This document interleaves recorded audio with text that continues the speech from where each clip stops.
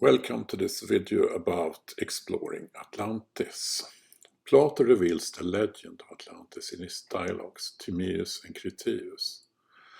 As many of you probably know, the old text gives a detailed description of the city, but the dialogues also describes the surrounding island and its geography, detailing mountains, channels, and the central plain.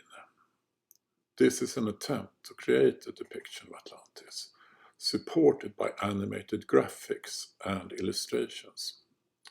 A graphical presentation can possibly be an opportunity to create clarity and to focus on the facts given by Plato. There are mainly two hypotheses concerning the possible purpose of the myth. Scholars have long supported the conclusion that Atlantis myth was intended as a philosophical and political fable used by Plato in his lectures. A common opinion, on the other hand, is that the legend of Atlantis originated with an ancient civilization that was destroyed in a cataclysm at the end of the last ice age. There are some facts supporting such a notion. This graph shows the temperature of central Greenland in the last 15,000 years.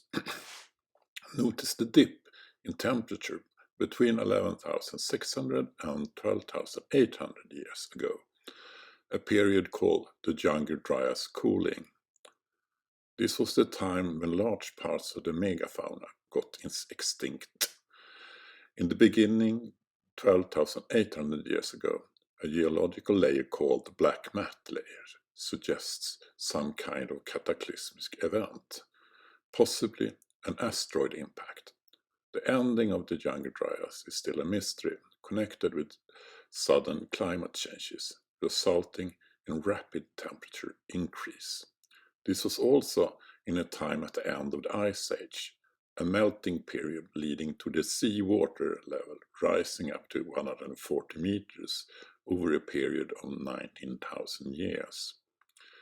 This occurred before recorded history, but Plato gives a quite accurate timestamp for the destruction of Atlantis. Plato himself lived around 2400 before present. Solon, his great uncle, 200 years before that, and the Egyptian priest told Solon that the destruction of Atlantis occurred 9,000 years before his time. This adds up close to the ending of the Younger Dryas, a time known for some kind of devastating climate-changing event.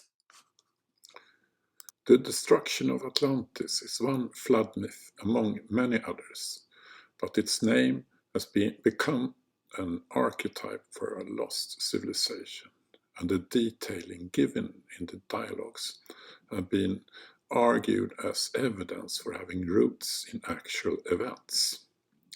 Plato's facts about Atlantis is in fact the most detailed description of any alleged lost civilization. He describes the layout of the city, including the construction materials and the designs of the channels and the organization of its citizens. We also get some hints for the geographic location. Plato claims to have got the story from his uncle Solon, who in turn got it from a priest during a journey to Egypt. Solon is told by an Egyptian priest about the ancient kingdom of Atlantis and the war between the Atlanteans and the Athenians. After this war, which Atlantis lost, the entire kingdom was submerged by the sea in violent earthquakes and floods. The date given by Plato for the downfall of Atlantis is 9,200 years before Plato's age, so the stories about what happened may have been myths already in the ancient Greece. It also seems evident that Plato used the cataclysmic scenario as a testbed for philosophical and political ideas. Most certainly Plato added fictional elements and adapted his writings to fit in with the philosophical narrative of this time. The ancient measurement 1 stadia is equivalent to approximately 185 meters. In the center of the island there was a plain surrounded by mountains.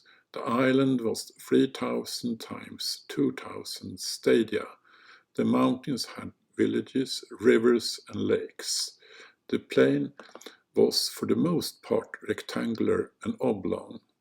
Around the plain was a channel, excavated to a depth of 100 feet and a stadium in width, and 10,000 stadia in length.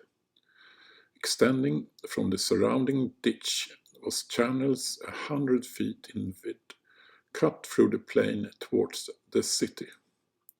According to Plato's text, the city of Atlantis consisted of a central island, once a small mountain, surrounded by 2 rings of land and 3 rings of water in between them, receiving streams from the mountains. The outer channel is 300 feet wide and 100 feet deep, and 50 stadia in length. The banks had stone walls on either side. The stones were white, black, and red. The outer channel was 3 stadia in width, as well as the outer land. The middle ring and water was 2 stadia, and the inner channel around the center island was 1 stadia wide.